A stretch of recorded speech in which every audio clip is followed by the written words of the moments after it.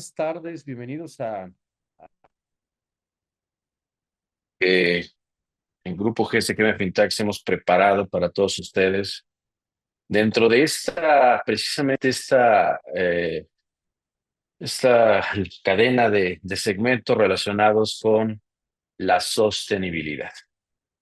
Sin duda, un tema de alto impacto para las organizaciones, un tema que tiene, pues de alguna forma, muchas áreas de oportunidad también en otras tantas.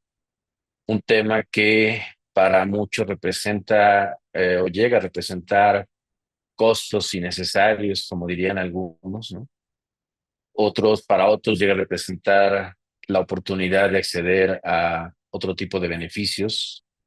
Y sin duda, bueno, en cada caso, pues tiene un aspecto fundamental, ¿no? Para efectos de alcanzar, pues, diferentes objetivos dentro de las organizaciones. Déjenme presentar, aquí está, listo, estamos. Y bueno, pues déjenme platicar un poquito pues de esto que estamos aquí visualizando. Permítanme un minuto, por favor, para poder verlos a todos.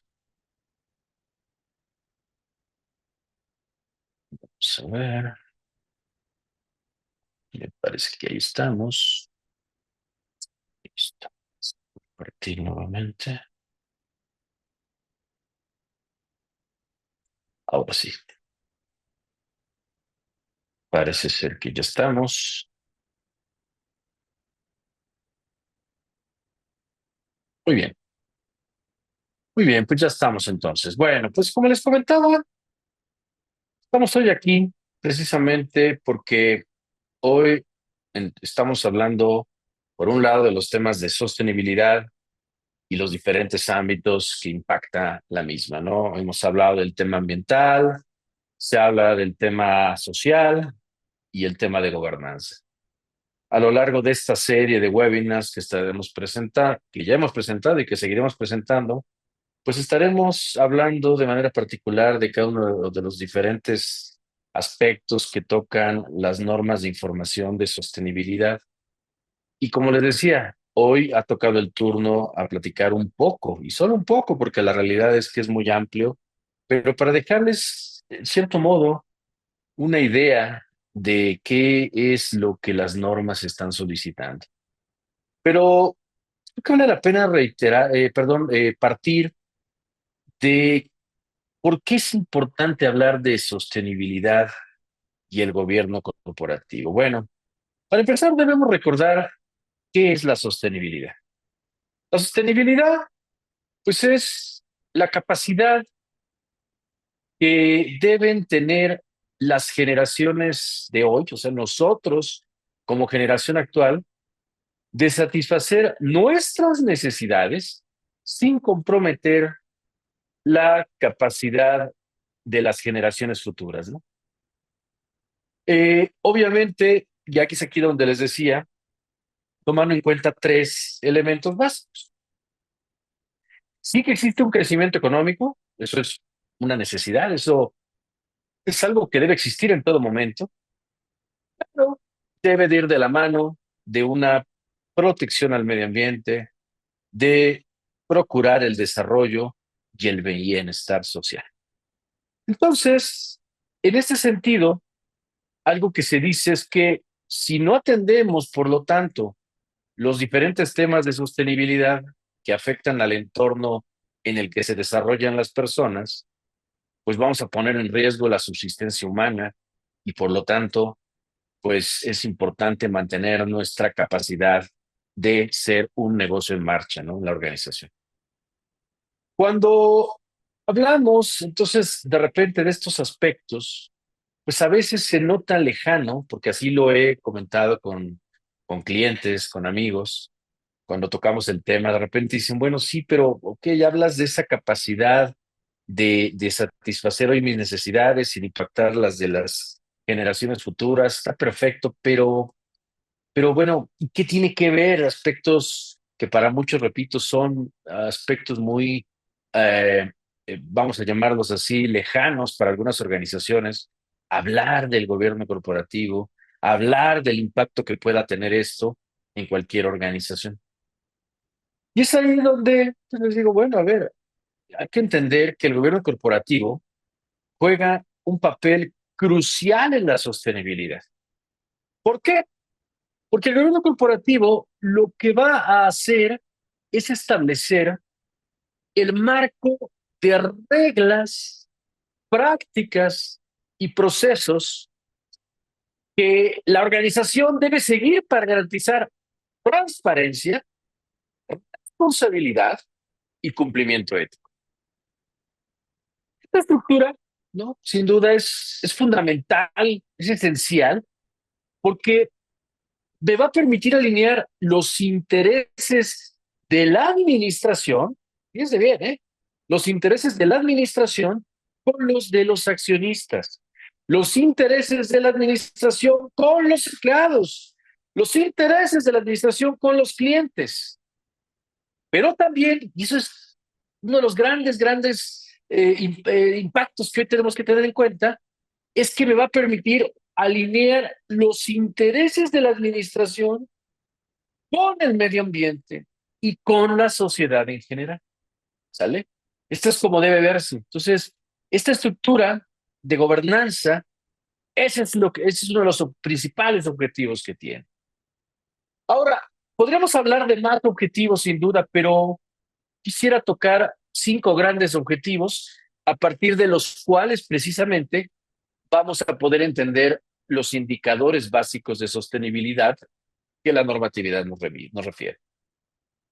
Por un lado, es fundamental tener en cuenta que un gobierno corporativo sólido va a facilitar la integración de valores que sean sostenibles en la estrategia empresarial. El Consejo de Administración y la alta dirección sin duda van a poder establecer políticas que impulsen prácticas sostenibles, reducción de emisiones, como la reducción de recursos y desde luego un elemento muy importante que es el respeto por los derechos laborales. Ahora bien, cuando la sostenibilidad se convierte en un eje central, es claro que la empresa va a lograr, además de cumplir desde luego con la normatividad, va a lograr mejorar su reputación y atraer inversionistas interesados en criterios ambientales, sociales y de gobernanza, que finalmente pues son esos criterios que para mí son fundamentales y perdón, no para mí, sino en general para cualquier preparador de la información financiera debe ser fundamental. Entonces, un primer elemento de este vínculo entre el gobierno corporativo y la sostenibilidad es que me va a permitir alinear los valores con la estrategia. Pero viene un segundo elemento que tiene que ver con la mitigación de riesgos. Hoy, los riesgos que enfrentamos las empresas son, dicen así, las normas y desde luego es el enfoque que vivimos, son riesgos ambientales, sociales y de gobernanza, los cuales pueden impactar la viabilidad de la empresa. ¿Y se vincula el gobierno corporativo aquí? Bueno, me permite entender que el gobierno corporativo eficaz va a ayudar a identificar, va a ayudar a mitigar los riesgos a través de procesos como lo son auditorías internas, como lo son la creación de comités de sostenibilidad y desde luego como son el desarrollo de políticas de revisión continua del cumplimiento de las políticas que se definen. Entonces, en principio, de esta forma, lo que vamos a lograr es justamente evaluar, ¿no? Y de alguna forma reducir, mejor dicho, la probabilidad de sanciones, de pérdidas financieras y desde luego de daños reputacionales. Esto es fundamental. Otra forma en la que el gobierno corporativo y la sostenibilidad, y quiero que tomen muy en cuenta esto que estamos comentando para que entiendan y entendamos de manera muy clara qué sucede justamente con los indicadores básicos de sostenibilidad en materia de gobernanza. Un tercer elemento o ámbito de impacto y de vinculación entre el gobierno corporativo y la sostenibilidad tiene que ver con un concepto llamado transparencia y otro llamado responsabilidad. La transparencia, la toma de decisiones, la rendición de cuentas son fundamentales, ¿no? En todo momento para mantener que confianza en el accionista. Y desde luego, en el resto de los grupos de interés, ¿no? O sea, un gobierno corporativo que promueve la transparencia va a fomentar en todo momento la publicación de muchos informes de sostenibilidad y desde luego la información o la divulgación, perdón, de información sobre el impacto de las operaciones. Hay que entender que sin esto, las partes interesadas no tendrían cómo evaluar la forma en que la empresa gestiona sus compromisos sociales y ambientales. Por eso, la revelación de cómo se da este proceso en materia de gobernanza es fundamental y por ello es este tipo de indicadores que vamos a ver en un momento. Otro elemento importante tiene que ver con la capacidad de atracción de inversión y de alguna manera por ello garantizar un crecimiento a largo plazo. Es una realidad que cada vez más inversionistas que buscan hoy son empresas que demuestren un compromiso claro con la sostenibilidad, empresas que sean conscientes de que éstas tienden a ser mucho más resilientes, ¿no? Mucho más rentables a largo plazo y que al tener un gobierno corporativo efectivo, ¿vale? Que no solo se preocupe por la rentabilidad inmediata, sino que fomente decisiones estratégicas orientadas al crecimiento sostenible, eso les va a asegurar, en cierto modo, la continuidad del negocio en el tiempo, atraer capital de fondos de inversión que estén comprometidos con la sostenibilidad y, ¿por qué no decirlo también? Obtener financiamientos que en muchos de los casos podrán ser bajo condiciones mucho más atractivas, condiciones mucho más económicas, gracias precisamente a cumplir con estas condiciones de sostenibilidad, pero sobre todo a que logren demostrar que cuentan con un sistema de gobernanza que va a garantizar la continuidad por ese compromiso con la sostenibilidad que viene no solo de quien opera, sino viene desde la cabeza de una organización. Por eso, ahí el quinto elemento que vemos aquí, pues tiene que ver con el fomentar una cultura ética y responsable. El gobierno corporativo en este sentido debe buscar establecer una cultura de ética y responsabilidad dentro de la organización. Esto significa, o se traduce, mejor dicho, en prácticas no de cumplimiento bajo el enfoque de cumplimiento, ¿no? Que es algo que decimos mucho, no. O sea, son prácticas que realmente promuevan muchas cosas, entre las cuales puede ser un entorno laboral saludable, el respeto por los derechos humanos, participación, por ejemplo, en desarrollo comunitario, ¿no? Entonces, al final, si nosotros entendemos esto, podremos entender también que una cultura ética se va a reflejar en una fuerza laboral comprometida, en relaciones duraderas con proveedores, con inversionistas y sobre todo en mantener clientes leales. Entonces, lo que podemos ver es que el mantener un gobierno corporativo robusto, el mantener un gobierno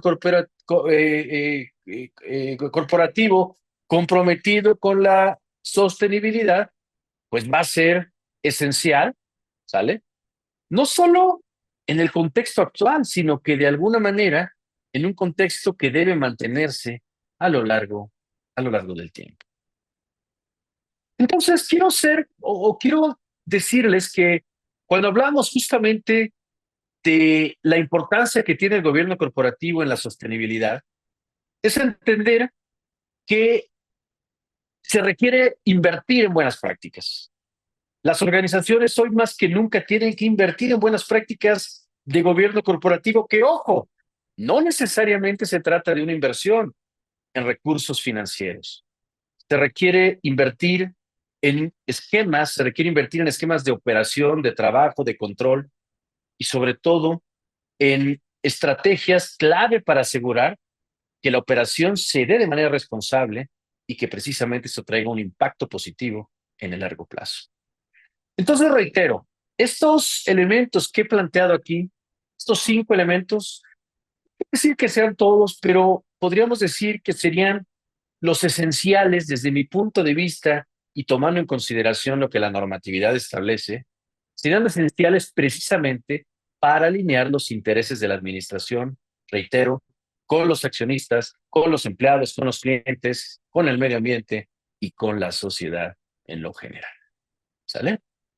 Entonces, ahora viene un elemento también muy importante que me interesa resaltar. Dicen, bueno, ok, si partimos de la base de este concepto de sostenibilidad, pues al final recordemos que la contribución que busca tener esto en el ámbito de la profesión, en el ámbito del control público, del financiero, del generador de información, pues es que al final lo que necesitamos es mostrar cómo se da este proceso de creación de valor empresarial y sobre todo considerando que la ganancia y la creación de valor solo puede ser viable si tienen un gobierno corporativo y bajo esa gobernanza se garantiza que los activos sociales, que los activos ambientales no se agoten en el camino. ¿Sale? Por ello, pues es que dentro recordemos también, digo, hay cosas que estoy obviando porque ya en otros de las series hemos visto que pueden inclusive ver en nuestro canal de YouTube.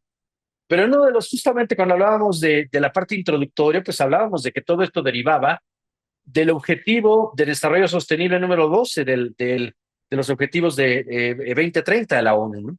Y precisamente, pues ahí lo que dice de manera muy importante es garantizar modelos de producción y de consumo responsable a través de una mejora en los gobiernos corporativos de las organizaciones. Pero yo creo que en el caso de muchas de las empresas, pues más allá de mejorar el gobierno corporativo, está incluso en la implementación del gobierno corporativo, ¿no? Nosotros algo precisamente que hacemos dentro de la firma es apoyar a muchas entidades a desarrollar desde la cultura del gobierno corporativo y establecer una adecuada gobernanza dentro de las organizaciones, precisamente sobre la base de estándares internacionales y en todo momento en apego a la ley, ¿no? Porque al final las propias disposiciones legales también te establecen los mecanismos a través de los cuales vas a lograr este gobierno corporativo. Déjenme decirles algo. Al final, uno de los elementos que la norma establece, como les comentaba, aquí hablamos específicamente de la NISB 1, que nos habla de los indicadores básicos de sostenibilidad. Y si ustedes recuerdan, ¿no? Precisamente el enfoque de la norma, pues por un lado, México decide hablar de un marco conceptual de las normas de información de sostenibilidad. Y a partir de ahí dice, bueno, tenemos que hablar de una serie de métricas de desempeño sostenible que tienen que partir de tener indicadores básicos de sostenibilidad. Cuando hablamos de indicadores básicos, es decir, que son los indicadores mínimos que una entidad tiene que reportar dentro de su reporte financiero o de reporte de sostenibilidad en este caso.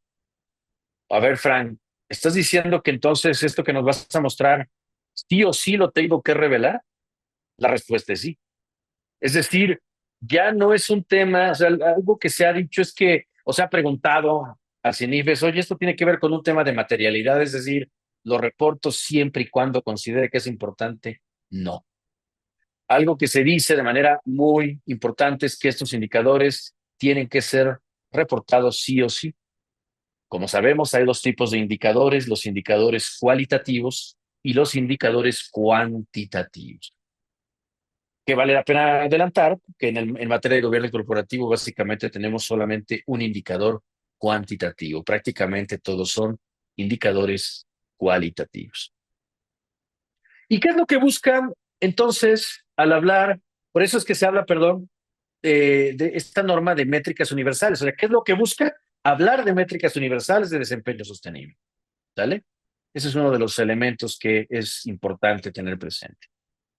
Y entonces, como ya lo dije, hay que revelarlos en su totalidad en las notas a los estados financieros, además de forma comparativa. Pero, ¿qué es lo que se busca con revelar estos indicadores básicos de sostenibilidad del área de gobernanza?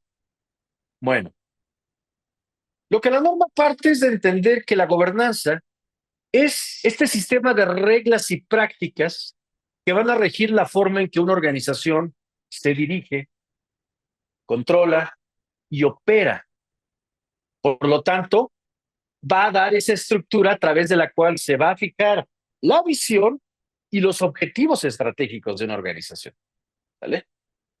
Y entonces, a partir de ello, dado que ya tiene esa visión y esos objetivos, va a determinar la forma de alcanzarlos, más va a supervisar la consecución. Entonces, al final, ¿qué se busca con esto? Bueno, muchas cosas, pero algunas de las que la norma dice, oye, reducir dependencia excesiva en un grupo de personas clave en el proceso de toma de decisiones. Se busca mejorar el acceso al financiamiento. Se busca la capacidad de mantenerse operando en un horizonte de largo plazo. Para ello necesita reducir riesgos y también definir procesos que mejoren el manejo de conflictos entre los accionistas y grupo de interés, como ya lo señalaba hace un rato. Entonces, dado que la gobernanza se ve como algo esencial para el crecimiento de una entidad, y obviamente una gobernanza eficaz, no solamente tenerla, porque al final se puede tener, pero es como muchas cosas que si se tienen, pero no se ejercen, pues simplemente no podremos lograr ese crecimiento sostenible en el tiempo. Entonces, lo que se busca con estas métricas universales mínimas en materia de gobernanza es que las entidades revelen y que el usuario pueda evaluar si las prácticas empresariales están encaminadas o no hacia un desempeño sostenible. Y entonces, a partir de esta información, ya la organización lo que va a poder identificar es en las áreas de la organización cuáles son los riesgos y oportunidades que se prevé podrían afectar, desde luego, los resultados de la organización, pero de manera muy particular, cómo se afectaría su generación de valor, o sea, sus flujos de efectivo, ¿sale? Sus costos de capital, sus accesos a financiamiento, porque al final eso le podrá dar indicios al tomador de decisiones sobre la manera en que la entidad enfrenta sus riesgos, el cómo los mitiga y desde luego cómo podría transitar hacia un desempeño más eficiente. Entonces, ¿qué indicadores? Digo, podemos seguir hablando. De hecho, tenemos todo un programa en materia de gobierno corporativo, ¿no? Que hemos desarrollado justamente con un grupo de expertos en este tema, pero que precisamente nos da la pauta para aterrizarlo en las organizaciones cliente con las que hoy trabajamos. Y que precisamente, pues lo que van a hoy a dar como primer resultado, pues es generar estos 8 indicadores, ¿no? Que la normatividad refleja o requiere, mejor dicho, en temas de gobernanza. ¿Cuáles son esos indicadores? Bueno, tenemos el indicador relacionado con el Consejo de Administración. Debo decir que este indicador es un indicador cualitativo y básicamente lo que permite o lo que permitirá será conocer si la entidad cuenta con un Consejo de Administración u órgano de gobierno equivalente que defina su rumbo estratégico, que vigile su operación y que apruebe su gestión. Muchos me preguntan, bueno, a ver, quisiera entender, ¿no? Primero que nada, el tema de los diferentes gobiernos, órganos de gobierno, mejor dicho, ¿no? ¿Por qué razón? Bueno, porque precisamente, pues cuando hablamos de esta temática, pues muchos dicen, bueno, ¿y cómo sé si me aplica o no me aplica en determinado momento, ¿no? Eh, los órganos de gobierno, dependiendo del tipo de sociedades, digo, y aquí no me voy a meter porque podría llevarme mucho tiempo, pero lo que quiero resaltar es que particularmente cuando hablamos del Consejo de Administración, debemos de recordar que son precisamente las entidades, por ejemplo, las sociedades anónimas promotoras de inversión, las famosas SAPIs, quienes están obligadas a tener un consejo de administración. Y además, en el caso de las que sean bursátiles, tienen obligaciones adicionales en cuanto a que debe existir independencia en esos órganos de administración. Al final, las leyes aplicables, no, lo que van a permitir es que las entidades sean dirigidas o por un administrador o por un consejo de administración. Y dependerá, desde luego, de la entidad en la medida en que su modelo de negocio evolucione, pues si esto se hace cada vez más complejo. Otra vez, ya dijimos hace rato, lo que buscan pues, es que las decisiones no sean unipersonales, sino que de alguna manera puedan tener una base de consenso que permita que las decisiones sean un poco más objetivas. Entonces, lo que la norma busca no es sancionar y decir, no tienes un consejo de administración, porque fíjense, si nosotros vemos ese indicador, ¿no? Y me voy a ir específicamente al de gobernanza, pues este es el modelo del reporte y me dice, consejo de administración, ¿tengo consejo de organización o órgano de gobierno equivalente? ¿Sí o no? Revélalo, ¿no? Oye, ¿y qué ejemplos podríamos tener de órganos de gobierno equivalentes? Porque yo no soy una SAPI. Y he escuchado, y tú nos lo has dicho en otros webinars, Frank, que esto no es exclusivo de las grandes empresas, que implica cualquier entidad. Es correcto. Entonces, podría hablar ahorita, por ejemplo, y si hablamos de la SA, pues tenemos la Asamblea de Accionistas como órgano supremo de la sociedad, donde los accionistas toman las decisiones importantes, pero habrá justamente una de esas decisiones es nombrar a un consejo de administración o un administrador único, que es quien va a gestionar y va a representar a la sociedad. Y por otro lado, vamos a tener por ejemplo, una sociedad responsable limitada, donde también tiene la asamblea de socios como el máximo órgano de gobierno, pero que va a delegar en un administrador o un consejo de gerentes, ¿sale? Pues que es designado por la asamblea de socios, la responsabilidad de administrar la entidad. Por ejemplo, una sociedad de nombre colectivo también tendría una asamblea de socios que designaría a lo que se conoce como los socios administradores, que son socios que asumen la representación y la dirección de la sociedad. Por ejemplo, no sé, una sociedad con maldita simple, digo, hablo de sociedades que algunas de ellas no son tan comunes ya, pero que ahí están en la ley general de sociedades mercantiles. Entonces, oye, comandita simple, pues también tenemos a los socios comanditados, administradores, ¿no? Y así podríamos hablar de una sociedad cooperativa, por ejemplo. Pues tenemos la Asamblea General de Socios y un Consejo de Administración que es responsable de la administración y que es elegido por la Asamblea de Socios también. Un tipo de sociedades que recientemente surgió, digo recientemente, no este año, pero que es muy reciente, que son las sociedades por acción simplificada, ¿no? Y aquí, por ejemplo, este es un tema que me han preguntado algunos clientes, oye, a ver, ¿qué pasa en una SAS? Porque la asamblea de accionistas es algo opcional, no se requiere una asamblea formal, porque es una sociedad unipersonal. Es correcto, pero en el momento en el que si llegaran a incorporar más accionistas, pues se pueden adoptar prácticas de asamblea, por ejemplo, ¿sale? Y esto es muy importante, ¿sale? Entonces, al final, hay que entender cada sociedad para identificar a qué se refiere eso de órgano de gobierno equivalente, ¿ok? Y lo que la norma dice, oye, ¿tienes algo así, sí o no? Y como les dije, es comparativo. Puede decir que acá digas no, pero como sabes que ya entró en vigor, probablemente acá dirás que sí. Una pregunta que me hacen recurrentemente: ¿qué pasa si yo tengo no y el siguiente periodo tengo no y así lo mantengo? Bueno, ¿quién me va a sancionar otra vez? No hay una autoridad judicial que te sancione por esto. ¿Quién te va a sancionar entonces? Pues el mercado.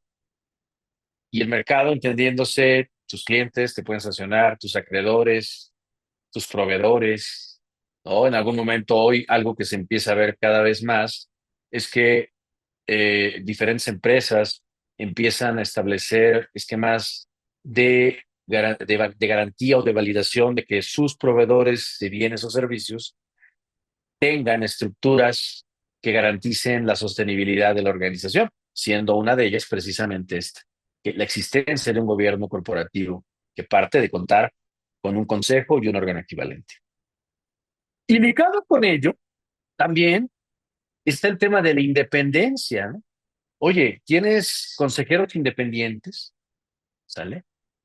¿Por qué? Porque al final, pues también es una realidad que en México el requisito de consejeros independientes, si bien es común en ciertas estructuras de gobierno corporativo, particularmente para sociedades anónimas bursátiles y algunas otras que lo que buscan es adoptar mejores prácticas de transparencia y control, ¿no? Por ahí un código de mejores prácticas de gobierno corporativo, precisamente del Consejo Coordinador Empresarial, pues, que nos habla de la importancia de esa independencia, ¿no? Porque al final, pues a esa independencia pueden desempeñar realmente un papel crucial en la protección de los intereses de los accionistas y los stakeholders relativos, ¿no? Entonces, aquí podríamos hablar, por ejemplo, que en el caso de las SAF, les decía, pues la ley del mercado de valores establece requisitos para contar con consejeros independientes. En el caso, por ejemplo, de sociedades financieras de objeto múltiple reguladas, uniones de crédito, sucede algo similar. En una empresa familiar, bueno, pues no es un requisito legal, pero en muchos casos, sobre todo tomando en cuenta que la mayoría de las empresas en México son familiares, pero son muy grandes, pues obviamente se recomienda la inclusión de consejeros independientes, precisamente para aportar pues perspectivas imparciales y desde luego equilibrar además la toma de decisiones, ¿no? ¿Sale? Entonces, bueno, creo que esto es importante. Entonces, eh, creo y tener en cuenta, ¿no? Que muchas veces en este esfuerzo, pues la realidad es que las organizaciones a veces, de lo que deben de entender precisamente es que no se trata de un tema de cumplimiento, ¿no? Sino realmente de una conveniencia, de una necesidad precisamente para poder dar esa transparencia o garantizar esa transparencia que es lo que se busca con eso. Nada más de manera ilustrativa, les podría recordar que para ser considerado independiente, podríamos señalar a lo mejor tres grandes criterios, ¿no? El no tener vínculos familiares o comerciales con directivos clave o con accionistas relevantes de la empresa, el no haber sido empleados de la empresa o subsidiarias en los últimos años, el no tener relaciones financieras importantes o contratos de servicio con la sociedad o con los accionistas de control, ¿no? Digamos que podríamos hablar de esos tres grandes criterios de independencia para los consejeros, ¿no? El tema de los órganos de vigilancia, lo mismo, ¿no? O sea, el órgano de vigilancia primario por naturaleza, pues está dado o está establecido precisamente por la existencia de un comisario, pero un comisario que no sea de papel, ¿no? Un comisario que realmente actúe. Por eso se habla de que sea independiente y activo. Alguien me decía, oye, pues yo sí lo tengo, pero la verdad es que no es muy activo. Es más, lo tenemos otra vez, como lo has dicho, por cumplimiento, ¿no? No, pues otra vez, pues puedes poner que no, digo que sí, aunque sabes que tienes que trabajar en fortalecer eso, pero lo importante es que otra vez no solo sea por llenar un formato, sino que entiendas la valía que tiene esto y si se está proponiendo como un indicador básico es porque se identifica como algo de gran importancia para las organizaciones. Eh, el que exista una política de administración de riesgos, por ejemplo, ¿no? Algo en este sentido también es un indicador de carácter cualitativo, ¿sale? En el que básicamente, pues lo que se busca es conocer si la entidad cuenta con procesos para identificar, cuantificar, priorizar y monitorear los riesgos, ¿no? ¿De qué tipo? Bueno, pues, operacionales, financieros y desde luego los riesgos relacionados con la sostenibilidad. ¿Vale? Algo aquí que es importante recordar es que cuando hablamos de administración de riesgos, es entender que se habla de de una administración enfocada a llevar a cabo una evaluación sistemática del riesgo relacionado con cada aspecto relevante de una organización, de una empresa, de una entidad. Y que a partir de ello nos va a proporcionar bases para desarrollar e implementar estrategias para mitigar los riesgos que se identifiquen. Vuelvo a señalar, uno de ellos, una de ellas sería la estrategia de sostenibilidad, ¿no? Entonces, en este sentido, si la norma me dice, oye, identifica si tienes implementada una política de administración de riesgos, ¿vale? Y además, no solo que la tengas establecida, sino, oye, la política fue establecida por el Consejo. ¿Por qué? Porque lo que se busca es que desde la cabeza permee hacia la organización en su conjunto. Porque en la medida en que se logre eso, realmente tendrá una utilidad. También algo que se busca es que esta política establezca ese proceso para identificar y medir el riesgo, que defina límites de tolerancia al riesgo, que establezca procesos para monitorear el riesgo y planes de continuidad del negocio en caso de que los riesgos se materialicen, ¿no? Otra vez, ¿es un riesgo cualitativo? Sí. ¿No hay que determinar valores? No. Pero tengo que revelar. Y si no lo tengo, no está mal, pero debe ser una señal para que yo tome acciones inmediatas. Recordemos que todo esto entra en vigor en 2025. Y ahí está. Oye, estrategias de sostenibilidad.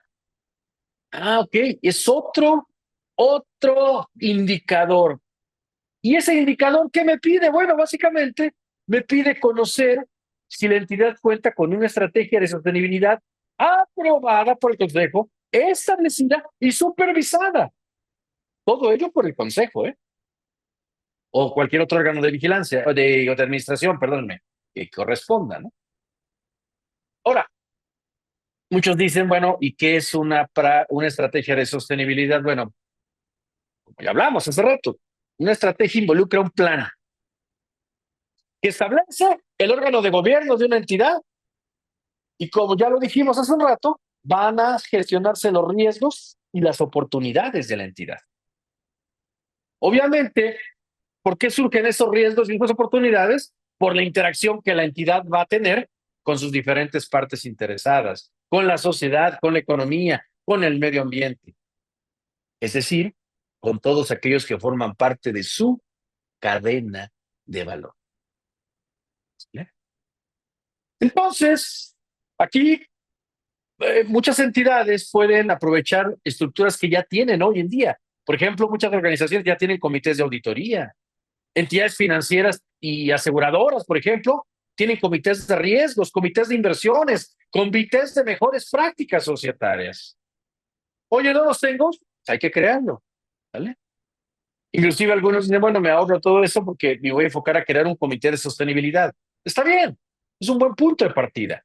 Conforme vayas creciendo y perfeccionando tu modelo, seguramente irás creando los subcomités.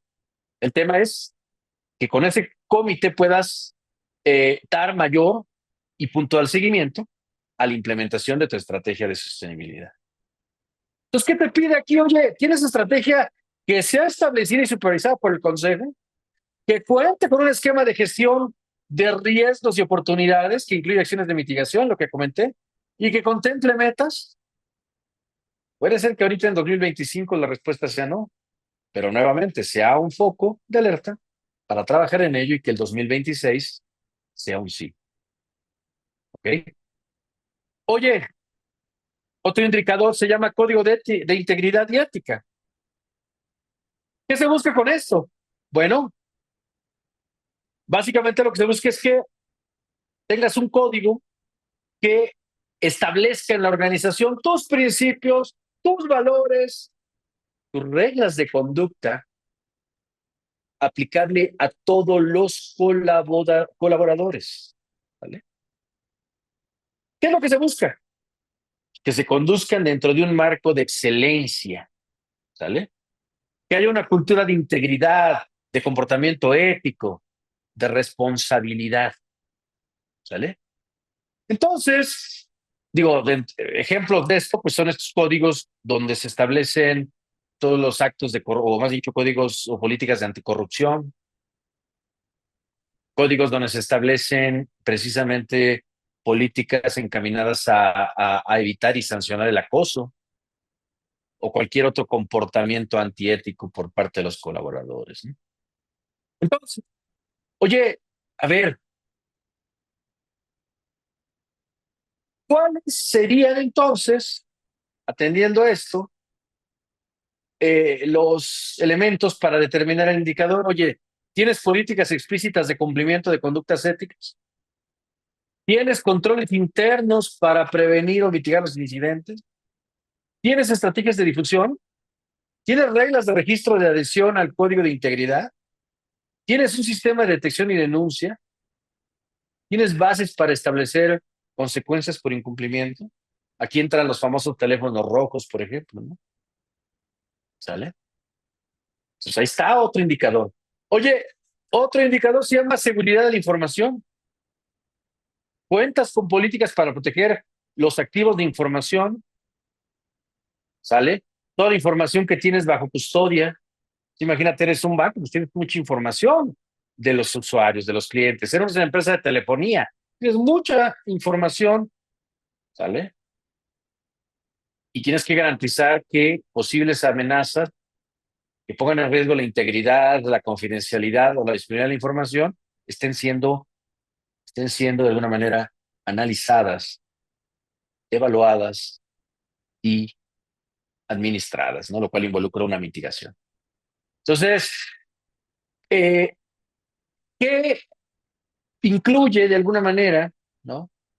Eh, digamos, los elementos que incluyen este indicador. Bueno, oye, a ver, tienes una política que defina los activos de información a los cuales le resulta aplicable, bases de datos, ¿no?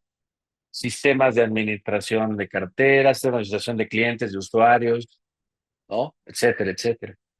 ¿Quién es el responsable de la información durante su ciclo de vida? ¿Quién accede? ¿Quién autoriza? Los controles internos para prevenir o mitigar amenazas. ¿Hay planes para recuperar la información en caso de que el riesgo se materialice? Y sobre todo, porque es algo que se dice siempre, ¿no? Oye, sí tengo políticas y procedimientos. ¿Los conoce la gente?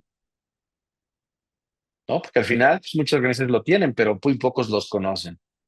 O dicen, no, pues sí, mira, ahí está, tenemos un portal. Sí, pero ¿cómo te garantizas que realmente lo vean, que lo entiendan? Entonces tengo que ver si hay estrategias de difusión y capacitación. Oye, Frank, entonces yo voy a poner un asterisquito, una crucecita, una palomita en cada inciso. La respuesta es sí, aunque la respuesta sea no. ¿Sale? ¿Ok? Entonces sí, aunque la respuesta pueda ser no, pero no es mala. Otra vez, tienes que revelarlo y reportarlo porque será la condición para empezar a trabajar. Claro, muchos dicen, híjole, pero ¿cómo me van a ver después de esto? Como decimos de manera coloquial, ya no van a ver igual dependiendo si pongo muchos sí o muchos no. ¿Vale? No, yo creo que ahorita justo lo que debe verse es que esto, pues, oye, quiero tener puros sís, bueno, pues trabaja en ello. Híjole, pero estamos en noviembre, bueno, casi noviembre, y me dices que esto entra en vigor en 2025. Bueno, sí, a lo largo de 2025, ¿no? Probablemente tu primer reporte de información sea al 31 de diciembre de 2025. ¿Sale? Y finalmente, el indicador de protección y privacidad de datos de terceros. ¿Sale? Un tema que también es fundamental y que básicamente Busca este indicador identificar si la entidad cuenta con una política para fomentar la protección y la privacidad de datos, que va desde la recopilación, el almacenamiento, uso y la destrucción. Recopilan, almacenas, uso y destruyes. Obviamente, esto se ha vuelto un reto. ¿Por qué? Porque el avance tecnológico, la innovación, la digitalización de la operación de muchos negocios, nos obliga a interactuar con mucha información, pero además con diferentes grupos de interés. Entonces, obviamente, el contar con este tipo de políticas, ¿no? Sobre todo ahora que hablamos de mucho de accesos remotos, por el trabajo remoto, ¿no? Por toda lo que es las ventas en línea, pues obviamente necesitas hoy más que nunca una política de protección y privacidad de datos. ¿Cómo calcula el indicador? Y un poquito similar al que veíamos anteriormente. Bueno, ¿qué tipo de datos y qué finalidad le vamos a dar? ¿Quién es el responsable o los responsables durante el ciclo de vida? ¿Cuáles son los controles internos para prevenir o mitigar amenazas? ¿Cuál es la estrategia de difusión y de capacitación en la materia? ¿No? Nuevamente, es un indicador cualitativo. Y claro, si pusieron atención, hace un rato les dije, tenemos 8 indicadores, de los cuales 7 son cualitativos, pero les dije que uno era cuantitativo. Y ese uno cuantitativo básicamente tiene que ver con el de aquí abajito, aparece aquí abajito, y es el número de mujeres que tienes en el consejo de administración. ¿Qué busca este indicador? Pues identificar si la entidad cuenta con una composición diversa en su gobierno corporativo. Entonces el indicador básicamente lo que me lo voy a determinar a partir de entender, ¿no? El valor absoluto pues será, dime el número de mujeres que integran el Consejo de Administración al cierre del periodo de informe. Y el valor relativo es qué porcentaje representa las mujeres en el Consejo entre el total de miembros del Consejo de Administración al cierre del periodo que informes. ¿Vale? ¿Vale? Entonces, oye, yo no tengo ni Consejo de Administración ni órgano de gobierno. Bueno, pues obviamente el indicador será cero, ¿no? Digo, sobra decirlo, pero bueno. Como podemos ver, como podemos ver, estamos ante un momento en el que para muchas organizaciones involucra hacer muchos cambios, involucra replantear muchas cosas, involucra trabajar en otras. Pero considero yo que estos indicadores también en muchas organizaciones son cosas que de una u otra forma se han venido estableciendo, se han venido trabajando, se han venido definiendo. El reto sin duda es amplio, el reto sin duda es interesante y sobre todo, pues si una organización en este momento no ha hecho nada a sabiendas de que mucho de esto no lo tiene, pues se vuelve aún más retador. Pero no es algo complejo. Tal vez lo más complejo es que las organizaciones, perdón, tomen la decisión de quererlo hacer, ¿no?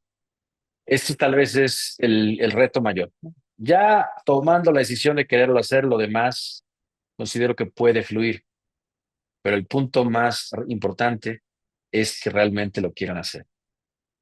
Hay un gran reto, si lo hablamos a nivel de las empresas en México, empresas familiares, como ya lo dije, pymes en muchos casos, y que ven esto como algo inclusive, ¿no? Llegan a verlo como algo costoso, como algo que no les genera valor, pero creo que es parte de nuestro trabajo y si hoy están aquí ustedes, seguramente es porque están convencidos o están cuando menos interesados en saber cómo puede impactar esto en la organización. Entonces, pues yo los invito a que de alguna manera seamos parte de este proceso, como yo digo de manera coloquial, de evangelización en la importancia de tener un buen gobierno corporativo, en poder además transmitir que el mantener un gobierno corporativo no es caro si se evalúan adecuadamente los beneficios que se pueden obtener.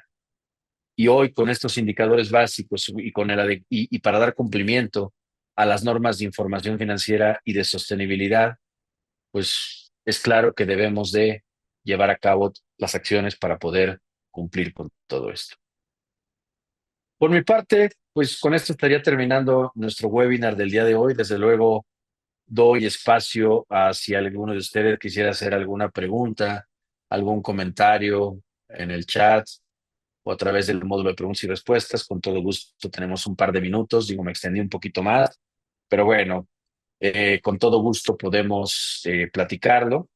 Les reitero, para quienes lo deseen, existe la posibilidad de que puedan ver las otras series de los webinars en nuestro canal de YouTube o a través de nuestras redes sociales. Ahí pueden buscarlos y pueden tener acceso precisamente a los otros programas que hemos tenido.